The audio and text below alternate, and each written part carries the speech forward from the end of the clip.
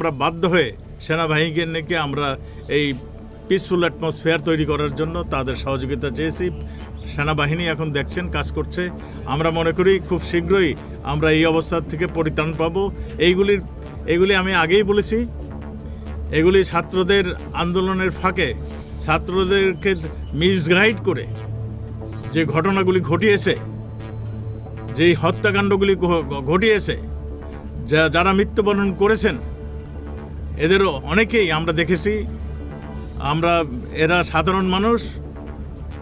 আমাদের আওয়ামী লীগের, আমাদের ছাত্রলীগের অনেক এখানে শাহাদাত বরণ করেছেন। পুলিশ তো 3 জন পুলিশ, একজন আনসার শাহাদাত বরণ করেছেন, একজন পুলিশ মৃত্যুমুখে মানে পাঞ্জা লড়ছেন।